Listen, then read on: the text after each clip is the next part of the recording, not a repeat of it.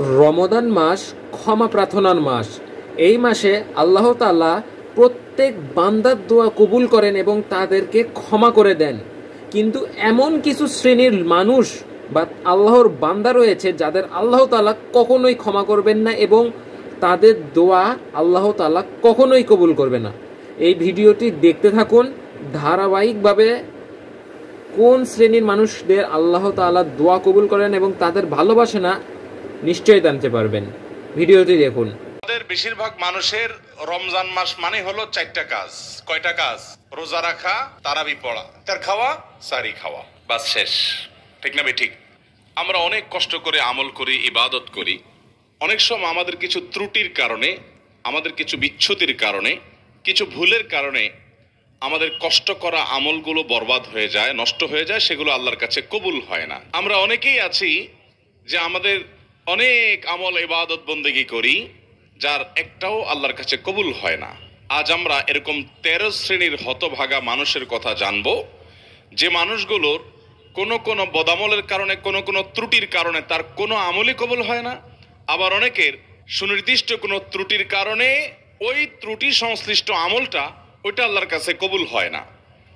কারা সেই হতভাগা যাদের সে আমল ইবাদত কষ্ট করে করা নেক আমল সেটা আল্লাহ তাআলার কাছে গ্রহণযোগ্য হয় না?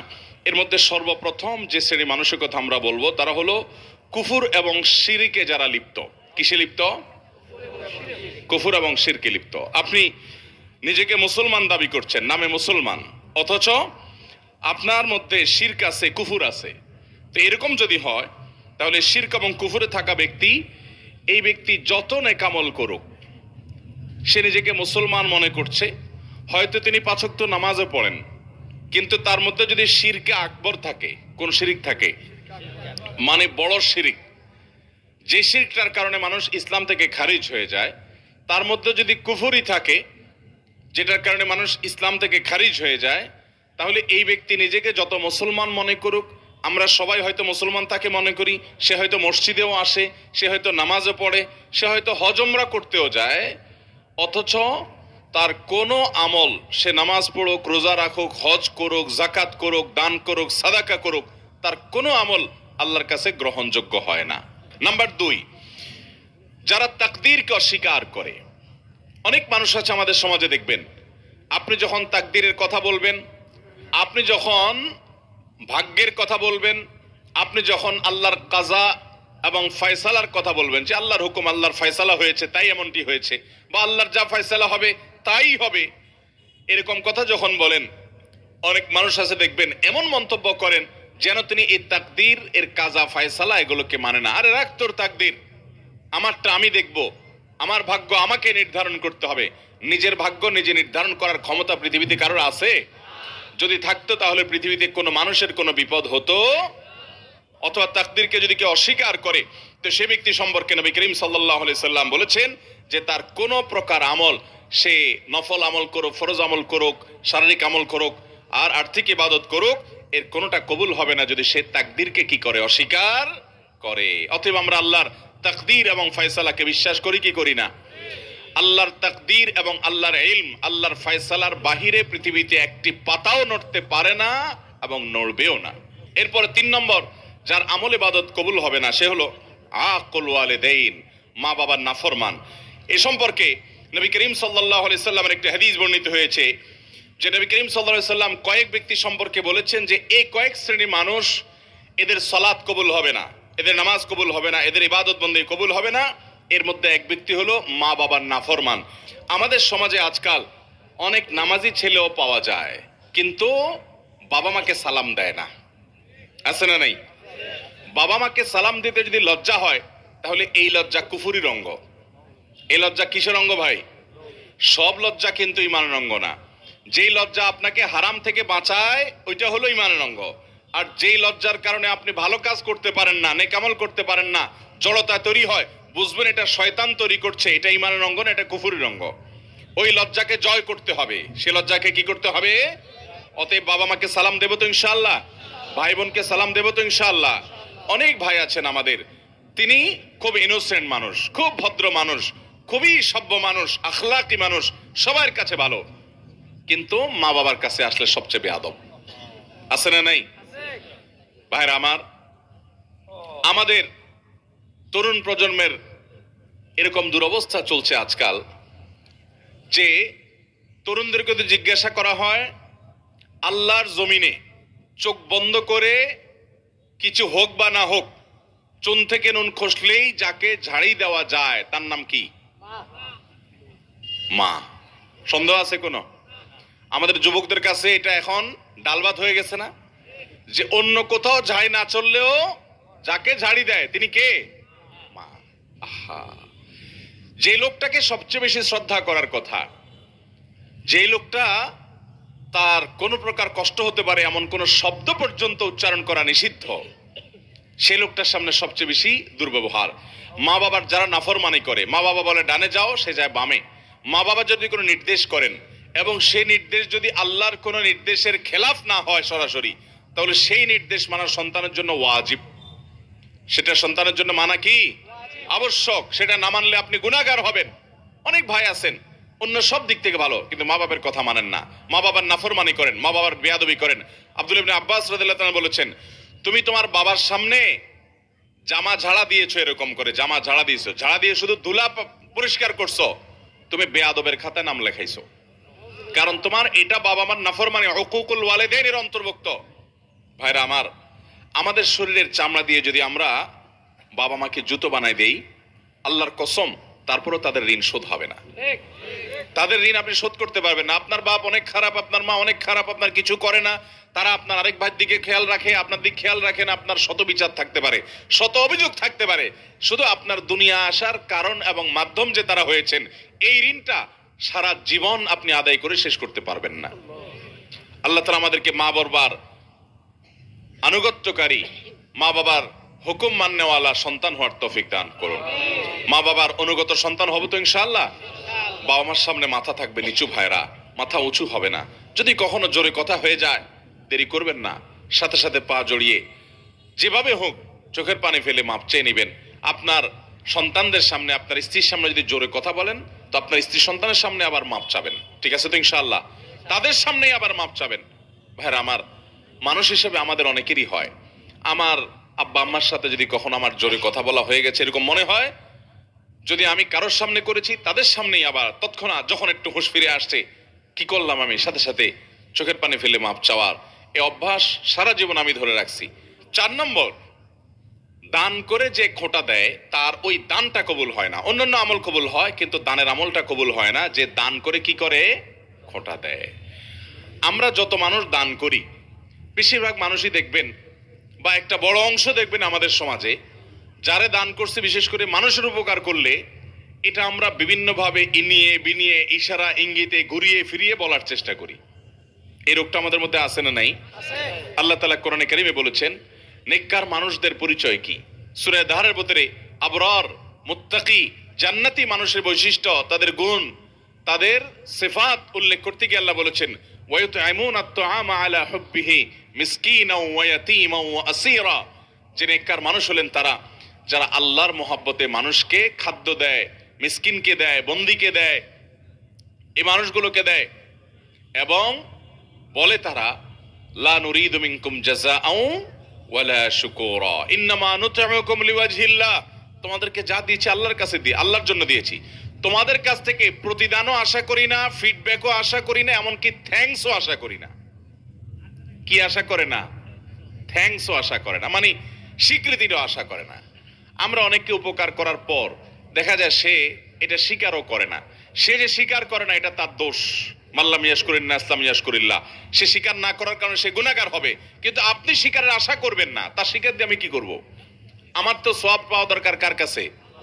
আল্লাহর কাছে। যদি সওয়াব পাওয়ার দরকার হয়, আমি কারোর কাছ থেকে কোনো আশা করব, সে আমাকে চিনেও না এমন একটা ভাব ধরে, কোনো অসুবিধা নেই। তার চেনাচেনিতে কি আসবে যাবে? আমার রব যদি জানেন আমি দিয়েছি এবং তিনি যদি এটা সংরক্ষণ করেন, যথেষ্ট। আর কিছু দরকার আছে? এটা হলো দান। এই দানের সওয়াব পাওয়া যাবে। আর দান করে যার দান করছেন তারে আপনি বিভিন্নভাবে খোঁটা দিলেন, খোঁচাখুচি করে দিলেন না, মানুষ সামনে বলে বেড়ালেন, অথবা সে যেন স্বীকৃতি দেয় এটার আশায় বসে থাকলেন, তাহলে আপনার এই আমলের সওয়াব আল্লাহর কাছে পাবেন না। এই দান আল্লাহর কাছে কবুল হবে আমার দেশে অনেক মানুষ আছে মসজিদ মাদ্রাসায় দান করে, কিন্তু উনি আশা করে ওনার নামটা মাইকে হুজুর জোর করে বলে দেখ। আছে না নাই? যদি তার উদ্দেশ্য থাকে যে আমারটা শুনে আমার আরেক বন্ধু দিবে, আরেকজন দিবে, উৎসাহিত করব অন্যদেরকে, তাহলে ঠিক আছে, সেটা হলে জায়েজ আছে। কারণ আল্লাহ তাআলা কোরআনে কারিমে বলেছেন যে ইন তুখফুস সাদাকাত ফানিআম্মা হিয়া। তার আগে অংশটা কি? ইন তুবদুস সাদাকাতি ফানিআম্মা হিয়া ওয়া ইন তুখফুহা ওয়া তুতুহাল ফুকারা ইলা আখিরিল আয়া। যদি দান প্রকাশ্যে করো, অর্থাৎ অন্যকে উৎসাহিত করার উদ্দেশ্যে, তাহলে তো অনেক ভালো। আর যদি গোপনে করো যাতে করে তোমার ইখলাসের কোনো ঘাটতি না হয়, তো সেই দানেরও আল্লাহ তাআলা প্রশংসা করেছে। এটা নিয়তের উপর নির্ভর করবে। আমি যখন ঢাকা এক মসজিদে নামাজ পড়াই 2002-03 সন এরকম সময় হবে, তখন আমার এক মুসল্লি মসজিদের ওই আল্লাহর, তাহলে ভাই যাদের আমল কবুল হয় না সে মানুষগুলোর 4 নম্বর মানুষ বলেছি যারা দান করে মানুষকে খোটা দেয়, তাদের অন্যান্য আমল কবুল হয় কিন্তু দানের আমলটা কবুল হয় না। 5 নম্বর ওই কপাল পোড়া এবং হতভাগা মানুষ যার কোনো আমল ইবাদত কিছুই কবুল হবে না, সে হলো নবী করিম সাল্লাল্লাহু আলাইহি সাল্লামের শহর মদিনায় মুনাওয়ারায় যে হারামে যে ফাসাদ সৃষ্টি করে, ফিতনা সৃষ্টি করে, অশান্তি সৃষ্টি করে, হাঙ্গামা করে, গন্ডগোল ফাসাদ করে। নবী করিম সাল্লাল্লাহু আলাইহি সাল্লামের হাদিস বর্ণিত হয়েছে বিষয়ে সহিহ বুখারীতে, তিনি বলেছেন এই মদিনা মান আহদাসা ফিহি হাদাসান, এখানে যে ব্যক্তি কোনো দুর্ঘটনা ঘটাবে, আও আওয়া মুহদিসান, অথবা এই মদিনায় কোনো দুর্ঘটনাকারীকে যে ব্যক্তি আশ্রয় দান করবে, ফাআলাইহি লাআনাতুল্লাহ ওয়াল মালাইকাতি ওয়ান নাস আজমাইন, ওই ব্যক্তির উপর আল্লাহর লানত, ফেরেশতাদের লানত, সমস্ত মানুষের লানত বর্ষিত হয়। এবং লা ইকবালু মিনহু ইয়াউমাল কিয়ামাতি সালাতুন ওয়া সরফুন ওয়ালা আদলুন, কিয়ামতের দিন তার কোন আমল আল্লাহর কাছে কবুল হবে। তাহলে 5 নম্বর আমরা পেয়ে গেলাম, যে ব্যক্তি মদিনায় মসজিদে নববীতে বা মসজিদে নববী শুধু নয়, হারামের যে এরিয়া মদিনাতে, এই এরিয়ার মধ্যে যে ব্যক্তি অশান্তি সৃষ্টি করে, ফাসাদ সৃষ্টি করে, এই ব্যক্তির আমল ইবাদত কিছু কবুল হয় না। নাম্বার 6, 2 ভাই আপন তারা যদি নিজেরা ঝগড়া লিপ্ত হয়, গন্ডগোল ফাসাদ মারামারিতে কাটাকাটিতে লিপ্ত হয়, তো এই 2 জনের ইবাদত কবুল হয় না। নবী করিম সাল্লাল্লাহু আলাইহি সাল্লাম বলেছেন সালাসাতুন লা তুরফাউ সালাতুহুম ফাওকা রুউসিহিম, 3 ব্যক্তি আছে যাদের নামাজ তাদের মাথার উপরে ওঠে না, অর্থাৎ আল্লাহর কাছে পৌঁছে না, কবুল হয় না। কারা? সেই ব্যক্তিগুলো হলো ওই ব্যক্তি, 3 ব্যক্তির কথা নবী সাল্লাল্লাহু আলাইহি সাল্লাম বলেছেন, এর ভিতরে এক ব্যক্তি হলো ওই ব্যক্তি ইখওয়ানে মুতাসারিমান, 2 ভাই যারা নিজেরা গন্ডগোল মারামারিতে লিপ্ত, আপন ভাই মারামারিতে লিপ্ত, অথচ আবার আমল ইবাদত করে, নামাজ কালামও পড়ে, এরকম আছে না নাই? আছে না নাই বলেন? তো এরকম আমল ইবাদত করে কি লাভ হবে?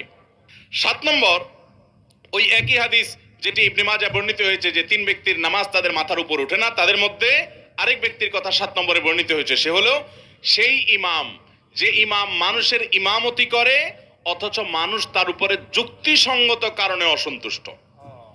এরকম অনেক ইমাম আছে না নাই? এখানে বড় ইমামতের ইমামও হতে পারে, ছোট ইমামতের ইমামও হতে পারে। বড় ইমামতের ইমাম মানে রাষ্ট্র শাসক শাসন করে, কোন অঞ্চলের শাসন করে, যে কোনো পর্যায়ের শাসক। আর ছোট ইমামতের ইমাম মানে হলো ওয়াক্তিয়া নামাজের ইমামতের ইমাম। যে কোনো ইমাম হোক না কেন, তিনি নেতৃত্ব দিচ্ছেন, তিনি মানুষকে মানুষের নেতা হয়েছেন, তিনি ইমামতি করছেন, অথচ যারা তার পিছনে অনুসরণ করছেন তারা যুক্তিসঙ্গত কারণে তার উপর অসন্তুষ্ট। অযৌক্তিক কারণে তো বাংলাদেশের সময়ের উপরেই কম বেশি মুসল্লিরা অসন্তুষ্ট আছে না নাই? হুজুরদের উপরে শতভাগ সন্তুষ্ট এরকম মুসল্লি, এরকম মসজিদ পাওয়া যাবে না। তাছাড়া হুজুররাও মানুষ শতভাগ সন্তুষ্ট হওয়া সম্ভব না, কিন্তু যৌক্তিক কারণে বেশিরভাগ মুসল্লি বা সব মুসল্লিরাই অসন্তুষ্ট, কিন্তু হুজুরের খুঁটির জোর বেশি, গায়ের জোর বেশি, এই জন্য হুজুরের সরানো যায় না। এরকম কিছু হুজুর আছে না নাই? অথচ ওই হুজুর অনেক নাজায়েজ কাজে লিপ্ত, মানুষ ভয়ে বলতেও পারে না, কারণ হুজুর বড় বড় পাওয়ার আল্লাহদের সাথে হাত রাখে। আছে না নাই? তো এইরকম হুজুর, তাদেরও এই সালাত তাদের মাথার উপরে উঠবে না। 8 নম্বর হলেন ওই নারী, যেই নারী রাত্রি যাপন করেছেন অথচ তার স্বামী তার উপরে যৌক্তিক কারণে অসন্তুষ্ট। অযৌক্তিক কারণে স্বামী অসন্তুষ্ট হলে ওইটার কারণে স্ত্রীর আমল ইবাদত কবুল হবে না, ব্যাপারটা সেরকম নয়। যদি যৌক্তিক কারণে তার স্বামী তার উপরে অসন্তুষ্ট থাকে এবং তিনি ওই অবস্থায় তেড়ামি করে রাত পার করে দেন, তাহলে এ আল্লাহর বান্দি তার সালাত তার মাথার উপরে উঠবে না। এটাও ইবনে মাজার হাদিসে বর্ণিত আছে। তাহলে 8 নম্বর পেলাম সেই নারী যে নারী রাত্রি যাপন করেছেন অথচ তার স্বামী তার উপরে যৌক্তিক কারণে অসন্তুষ্ট। এরপর তিরমিজির বর্ণিত হাদিসে আমরা জানি 9 নম্বর শ্রেণী মানুষের কথা যার আমল ইবাদত কবুল হবে না, বিশেষ করে সালাত কবুল হবে না, সে হলো ওই কৃতদাস যে কৃতদাস সে কোন ন্যায্য বা শরীয়গ্রাহ্য কারণ ছাড়া যে তার মালিক থেকে ভেগে গেছে। এই ব্যক্তি সম্পর্কে নবী সাল্লাল্লাহু আলাইহি ওয়াসাল্লাম হাদিসে আসছে যে এই ব্যক্তি ফিরে আসা পর্যন্ত হাত্তা ইয়ারজা, তার সালাত তার ইবাদত আল্লাহর কাছে কবুল হয় না। তাহলে 9 নম্বর হলো যে ব্যক্তি তার মালিক থেকে যৌক্তিক কারণ ছাড়া ভেগে গেছে, তার আমল ইবাদত তার সালাত কবুল হয় না। এবং 10 নম্বর হলেন ওই নারী যেই নারী বাসা থেকে বের হয়েছেন সুগন্ধি মেখে। আজকাল আমাদের অনেক মুসলমান মেয়েরা আছেন, আমাদের অনেক মা বোনরা আছেন যে অনেক পারফিউম ব্যবহার করে, অনেক সুগন্ধিযুক্ত প্রসাধনী ব্যবহার করে তার আশপাশের পুরো পরিবেশটাকে মোহিত করে ফেলছে সুগন্ধি দিয়ে, সেটা ব্যবহার করতে নিয়ে বের হচ্ছেন। এই সুগন্ধি যতজনের নাকে যাচ্ছে তারা ফিতনায় পতিত হচ্ছে, তারা কল্পনার জেনায় লিপ্ত হচ্ছে, তারা গুনাহগার হচ্ছে, সমাজ অস্থিতিশীল হচ্ছে, ফাসাদের দিকে যাচ্ছে। এরকম অনেক মা বোন আমাদের আছেন না নাই? এই সমস্ত মা বোনদের অনেকে আছেন নামাজও পড়তে যান, এভাবে সুগন্ধি ব্যবহার করে তিনি বাজারে গেলে অন্যান্য কাজ করলে তার পরিণাম কি হবে সেটা তো পরের কথা।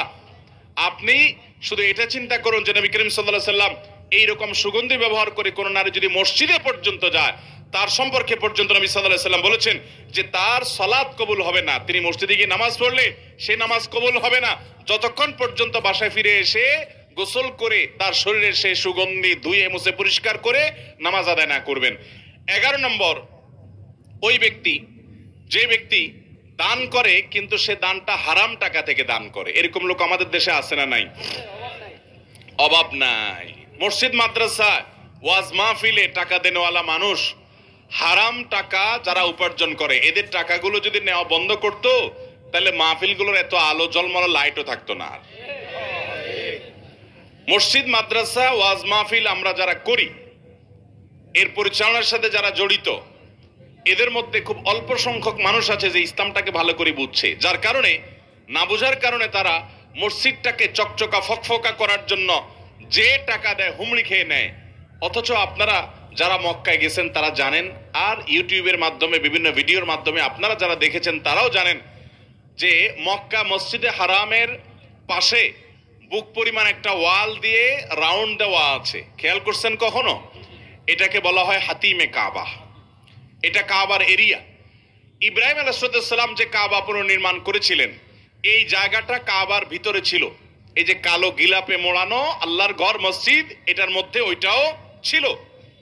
কিন্তু নবী করিম সাল্লাল্লাহু আলাইহি সাল্লামের দাদা আব্দুল মুত্তালিব, নবী সাল্লাল্লাহু আলাইহি সাল্লাম যখন ছোট ছিলেন তখন উনি এই কাবা যখন ভেঙে পড়ে পুরান হয়ে গেছে, তখন এটার ভবনকে সংস্কার করে পুনর্নির্মাণ করার উদ্যোগ নিলেন। উনি একা না, কুরাইশের সব নেতারা মিলে। এটা যখন উদ্যোগ নেওয়া হলো, তারা ঘোষণা দিলেন, দেখেন তারা মুশরিক ছিলেন কিন্তু তাদের চিন্তা চেতনা কত শুদ্ধ ছিল এই ক্ষেত্রে যে তারাও এটা বুঝতেন যে আল্লাহর ঘরে হারাম টাকা ঢুকানো উচিত না। এই জন্য তারা ঘোষণা দিলেন, আমরা এই বাইতুল্লাহ পুনর্নির্মাণ করব, এটার জন্য ফান্ড কালেকশন করছি, যারা যা পারেন টাকা দেন, কিন্তু যে হারাম টাকা উপার্জন করেন তার টাকা আমরা নেব না। সমাজে কে হালাল টাকা উপার্জন করে, কে হারাম টাকা উপার্জন করে, সমাজের লোকজন কম বেশি জানে কি জানে না? আর হালাল টাকা সব যুগে বেশি থাকে না, হারাম বেশি থাকে? তো হারাম বেশি থাকে, সেজন্য হারাম টাকা নেই নাই। আর যেহেতু নেই নাই, অতএব টাকার অভাব দেখা দিছে। তখন এই বাইতুল্লাহ নির্মাণের সময় নবী করিম সাল্লাল্লাহু আলাইহি সাল্লামের শৈশবে তার দাদা আব্দুল মুত্তালিব সহ অন্যদের নেতৃত্বে যখন এটা হয়েছে, তখন এই কাবা টাকার অভাবে এই হাতিম, যেটাকে এখন দেখেন ওয়াল বুক পরিমাণ ওয়াল ঘেরাও দেওয়া আছে, এই অংশটাকে কাবার ভিতরে বিল্ডিং করার টাকা ছিল না। সেই অভাবে এটাকে বারান্দার মতো বাইর করে রাখছে। আজও পর্যন্ত সেটা সেভাবে আছে। এখন টাকার অভাব নাই, কিন্তু ওইটাতে আর কেউ হাত দেয় নাই। সেটা যেন আমাদের শিক্ষা দেয় যে আমরা আল্লাহর ঘরে ধর্মীয় কাজে, ভালো কাজে হারামখোরদের হারাম টাকা না নেই। চেষ্টা করবো তো ইনশাআল্লাহ। এটা হলো 11 নম্বর। 12 নম্বর হলো ওই মুসল্লি, ওই নামাজি, যে নামাজি ব্যক্তি নামাজ পড়ে পবিত্রতা ঠিক ঠিকানা নাই, পবিত্রতা ঠিক মতো করে না, সুন্দরভাবে করে না।